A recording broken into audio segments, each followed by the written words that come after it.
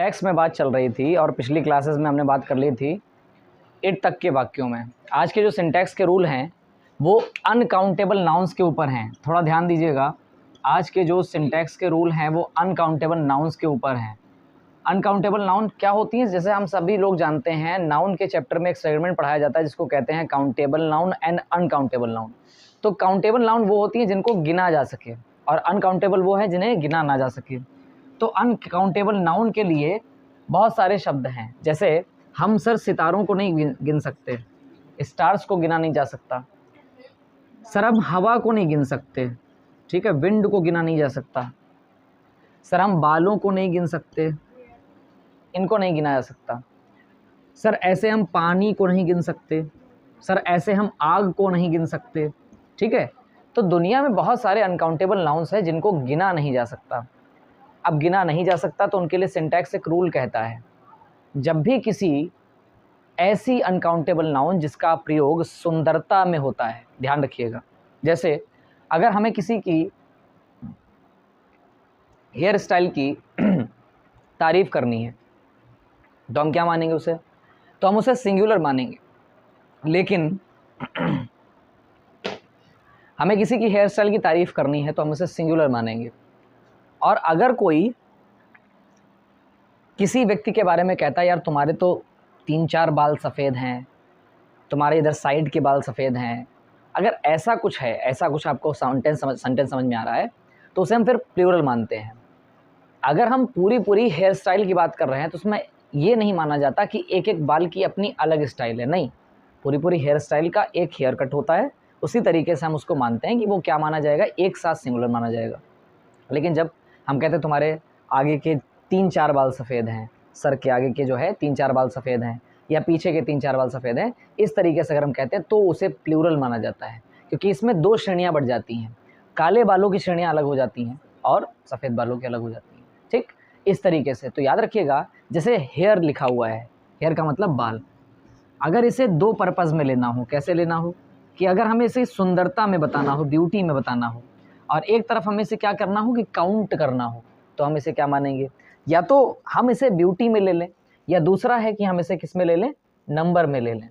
तो ब्यूटी में जैसे हम सुंदरता की बात कर रहे हैं उसमें ले रहे हैं, तो याद रखिएगा ब्यूटी में जब हम बालों की बात करते हैं तो इसके साथ सदैव सिंगुलर हेल्पिंग वर्ब का यूज़ होता है, और जब भी हम नंबर की बात करते हैं तो इनके साथ हमेशा प्लूरल हेल्पिंग वर्ब का यूज़ होता है। ये चीज़ ध्यान रखिएगा। ऐसे भी दुनिया में जितनी भी काउंटेबल नाउन्स हैं, अनकाउंटेबल नाउन्स हैं, तो उनके लिए अलग अलग रूल है। उसी में से एक अनकाउंटेबल नाउन है, इसके नाम हेयर कहा जाता है। हेयर जैसे हमारे बाल, और दूसरी चीज़ें स्टार्स हैं, विंड है, वाटर है, एयर है, इन सब चीज़ों को गिना नहीं जा सकता।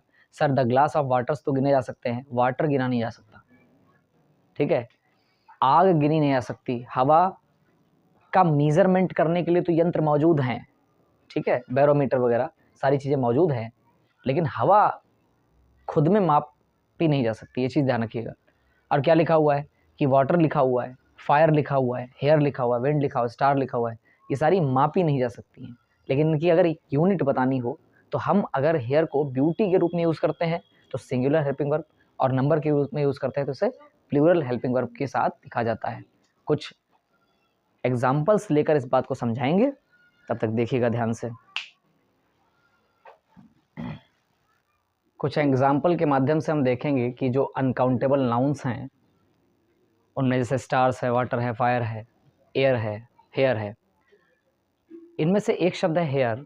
इसके बारे में रूल सिंटैक्स में दिया जाता है कि अगर इसका उपयोग सुंदरता के लिए किया जा रहा है तो इसे एक साथ सिंगुलर मानते हैं और उसके साथ सिंगुलर हेल्पिंग वर्ब का यूज़ किया जाता है। परंतु यदि अलग अलग प्रकार के बालों के बारे में बात की जा रही है, चर्चा की जा रही है, तो इसे हम प्लूरल मानते हैं, और प्लूरल मानकर इसे प्लूरल हेल्पिंग वर्ब का प्रयोग करके बनाया जाता है। ये चीज़ कंडीशन वाइज बिल्कुल राइट है, सही है। देखिएगा ध्यान से, अगर अनकाउंटेबल नाउन जैसे हेयर है ये मिल जाता है, तो अगर इसका उपयोग हम ब्यूटी अर्थात सुंदरता के लिए करते हैं, किसी की हेयर स्टाइल बहुत अच्छी है, किसी ने हेयर कट करा रखा है, बहुत अच्छा है, उसकी स्टाइलिंग अच्छी है, तो अगर ऐसा प्रयोग किया जाता है तो इसके साथ हमेशा सिंगुलर हेल्पिंग वर्ब आती है। और अगर जो आपका स्टाइल है, कहने का मतलब है नंबर, अगर हेयर का मतलब नंबर से हो जाता है तो इसके साथ हम प्लूरल हेल्पिंग वर्ब का यूज़ करते हैं, ठीक है। अब ये चीज़ ध्यान रखिएगा। लिखा हुआ है Harish style hair style was very beautiful.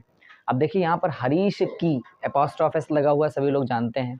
Harish की हेयर स्टाइल जो है यानी बालों की जो केश सज्जा है, हेयर स्टाइल को इंग्लिश में बच्चों हेयर स्टाइल कहते हैं और हिंदी में ध्यान रखिएगा इसको क्या कहा जाता है, तो केश सज्जा कहा जाता है। ये चीज़ ध्यान रखिएगा, अगर कुछ बच्चे आप लोग नहीं जानते तो ध्यान रखिएगा, केश सज्जा हेयर स्टाइल कहलाती है, ठीक है, ये चीज़ ध्यान रखिएगा। क्या कहते हैं इसको हिंदी में, केश सज्जा हेयर स्टाइल। अब देखिए हरीश की हेयर स्टाइल के बारे में बात की जा रही है, तो हरीश की जो हेयर स्टाइल है वो ब्यूटीफुल है, अच्छी है, ठीक है।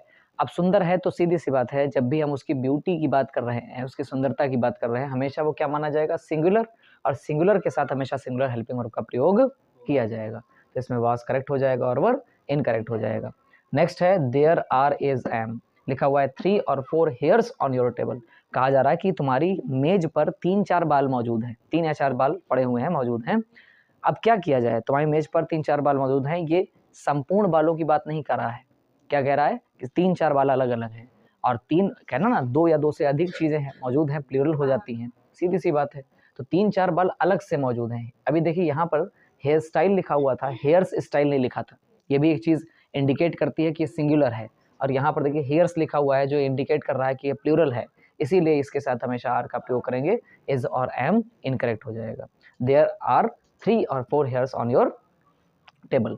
अब देखिए सीमाज 2 हेयर्स। अब देखिए सीमा की संपूर्ण हेयर की बात नहीं की जा रही है, संपूर्ण होते तो सिंगुलर मानते, लेकिन देखिए अब कुछ कंफ्यूज करने वाली बात, सर सारे हैं, संख्या में ज़्यादा हैं तो क्या हो जाएगा सर, प्लूरल मानेंगे, नहीं ऐसा नहीं है।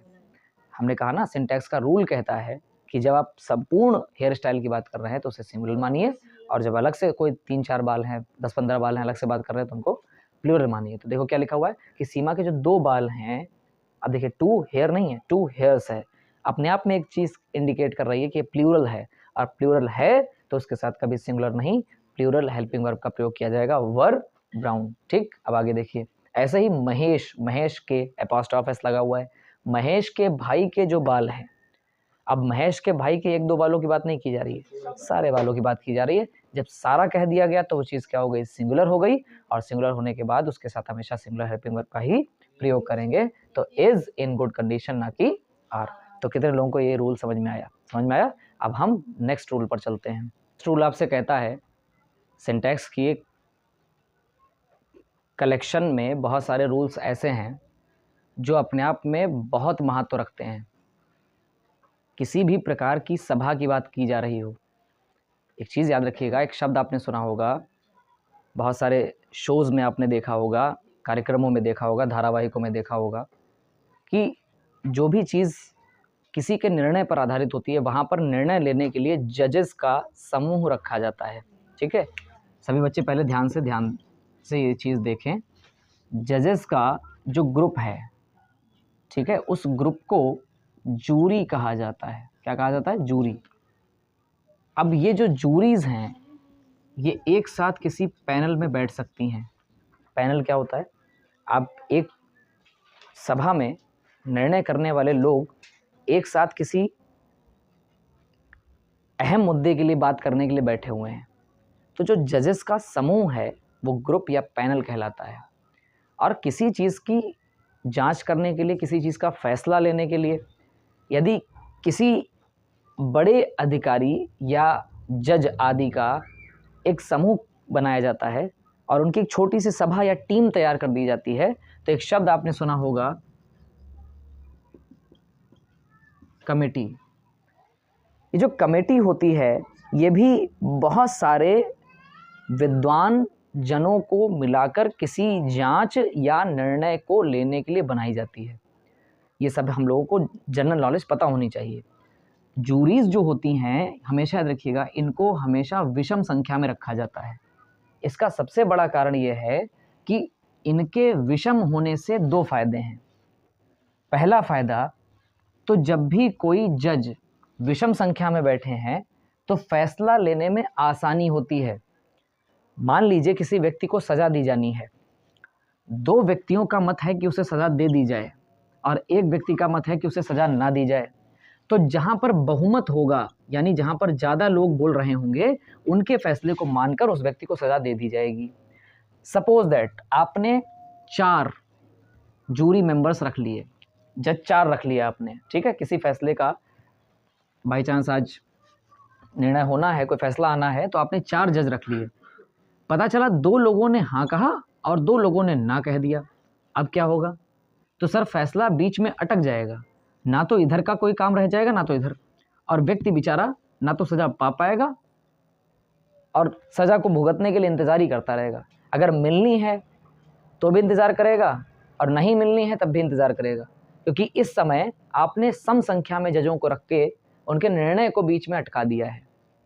ऐसी स्थिति क्रिएट ना हो। आप कह सकते हैं सर फिर 3 लोग ऐसे एक फैसला दे दें और एक अलग दे दें, तो किसी जज के दिमाग में थोड़ी ना बैठ सकते हैं हम लोग जो जैसे फैसला देंगे।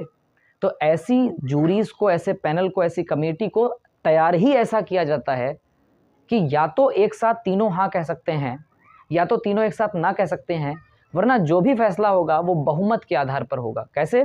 बाई चांस 5 लोग हैं पैनल में और उन्होंने कह दिया कि 2 ने कहा हाँ और 2 ने कहा ना, तो हाँ और ना, अब बीच में जो व्यक्ति बैठा है ये जिसकी ओर चला जाएगा उधर फैसला आ जाएगा।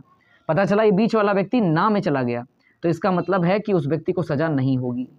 और पता चला ये वाला व्यक्ति इधर की ओर चला गया, तो इस वक्त इसका मतलब हो गया कि उस व्यक्ति को सज़ा होके रहेगी। क्यों? क्योंकि इधर सर बहुमत बन गया, हाँ कहने वाले लोगों की संख्या ज़्यादा हो गई, तो जो बहुमत में होता है उसकी बात को मान लिया जाता है। पता चला इधर ना में चला गया व्यक्ति, तो ना कहने वाले लोगों की संख्या ज़्यादा हो गई, तो उस व्यक्ति को सज़ा नहीं होगी। तो हमारा फैसला अटके ना, इसलिए किसी भी प्रकार की जूरी को, किसी भी प्रकार के पैनल को या किसी भी प्रकार की कमेटी को तैयार ही ऐसे किया जाता है कि हमारा फैसला लेने में हमें परेशानी ना हो। तो कितने लोग जान गए कि जजेस के समूह को जूरी, और वही जूरी जब पैनल में बैठती है, कमेटी का रूप लेती है, तो वो फैसला लेने के लिए तैयार होती है। सही है? इसके लिए सिंटैक्स क्या कहता है अब देखिएगा ध्यान से। ये तो हमने जनरल बात कर ली जो आप लोगों को पता होनी चाहिए थी। सिंटैक्स कहता है जब जूरी है, पैनल है या कमेटी है, अगर ये अपने विचारों में, विचार मतलब ओपिनियन, अगर ये अपने विचारों में बटे हुए हों, ध्यान रखिएगा, अगर ये अपने विचारों में बटे हुए हों, डिवाइडेड हों, तो इन्हें हमेशा प्लूरल माना जाता है। क्यों? सर सीधी सी बात है, यहाँ पर 3 लोग हैं, इन्होंने कुछ और फैसला दिया, इन्होंने कुछ और फैसला दिया, तो यहाँ पर कितने फैसले हो गए? 2, एक का हाँ और एक तरफ ना, तो फैसलों की संख्या 2 है। ठीक, अगर ये डिवाइडेड है तो सर 2 चीज़ें हो गई, तो ये प्लूरल हो गई, और जैसे ही ये प्लूरल हुआ तो इसके साथ हम हमेशा प्लूरल हेल्पिंग वर्ब का प्रयोग करेंगे। कितने लोगों को बात समझ में आई? और जब ये किसी भी प्रकार की जूरी, पैनल या कमेटी अपने विचारों में हमेशा क्या होती हैं? एक साथ फैसला देती हैं, सेम फैसला देती हैं, ठीक है, डिवाइडेड नहीं होती, सेम होती हैं या कलेक्टिव होती हैं। कलेक्टिव होकर यानी एक साथ समूह के प्रकार से फैसला देती हैं, या तो सबकी हाँ या तो सबकी ना। अब देखिए 3 लोगों के पैनल ने फैसला दिया हाँ में, तो देखिए सबने एक ही तो फैसला दिया, एक ही फैसला दिया ना, और 3 लोगों ने फैसला दिया ना में, तो फिर एक फैसला हुआ। तो जब फैसला एक ही हुआ, सीधी सी बात है, कलेक्टिव नेचर है, तो फैसला तो एक हुआ, इसलिए इसको क्या मानेंगे? सिंगुलर, और इसके साथ हमेशा सिंगुलर हेल्पिंग वर्ब का प्रयोग किया जाएगा। तो हमें आशा है कि आप लोगों को ये बातें समझ में आई होंगी। अब हम इनको एग्जाम्पल्स के साथ देखेंगे तो सिंटैक्स के रूल हमें और भी अच्छे से समझ में आएंगे। कुछ एग्जाम्पल्स के माध्यम से हम लोग देखेंगे कि अभी जो हमने जूरी वाला कॉन्सेप्ट, पैनल और कमेटी वाला समझा, उसमें हम इस प्रकार के सिंटैक्स को किस प्रकार अप्लाई कर सकते हैं, ताकि हमारा आने वाला जो पेपर है उसमें जब ऐसे क्वेश्चंस पूछे जाएं तो वो 100% सही निकलें। कैसे? हम सभी लोग जो जानते हैं कि जजों के समूह को जूरी कहते हैं, तो jury have taken the decision of his death. आप खुद ही सेंस लगा सकते हैं कि जूरी ने एक साथ फैसला ले लिया है कि उसकी मृत्यु का। अब जूरी जब मृत्यु का फैसला ले चुकी है, इसका मतलब है कि सर जजों का 3 पैनल रहे होंगे या 4 रहे होंगे, जितने भी रहे हों, उन्होंने एक साथ किसी व्यक्ति के मृत्यु का डिसीजन ले लिया है। तो जब वो एक साथ कोई डिसीजन ले रही हैं तो वो एक ही फैसला हुआ, और इस दशा में हम क्या करेंगे कि सिंगुलर हेल्पिंग वर्ब का प्रयोग करेंगे। तो याद रखिएगा, तो jury has taken the decision of his death, have हमारा इनकरेक्ट हो जाएगा। तो हैव क्या है? एरर है जो इस सेंटेंस में पूछी गई थी, ठीक है। और करेक्ट क्या है, तो हैज़ है। नेक्स्ट है the panel of the officials. Official माने होता है अधिकारी, ठीक है। अधिकारियों का जो पैनल है वो क्या करता है, ध्यान से सुनिएगा, इज या आर सपोर्ट हिज लीडर। यहाँ पर दो प्रकार की गलतियां हैं। पैनल एक साथ अपने नेता को या अपने नेतृत्वकर्ता को क्या कर रहा है, सपोर्ट कर रहा है, ठीक, सहयोग कर रहा है उसका। अब देखिए जब पैनल ने एक साथ अपने व्यक्ति को सपोर्ट किया है, ध्यान सुनिएगा, जब व्यक्ति या अधिकारियों के समूह ने एक साथ अपने नेता को या अपने नेतृत्वकर्ता को सपोर्ट किया है, तो इसका मतलब है कि सभी ने सपोर्ट किया होगा, क्योंकि आपको सेंटेंस पढ़ के लग नहीं रहा है कि ये अपने अपने फैसले में डिवाइडेड है।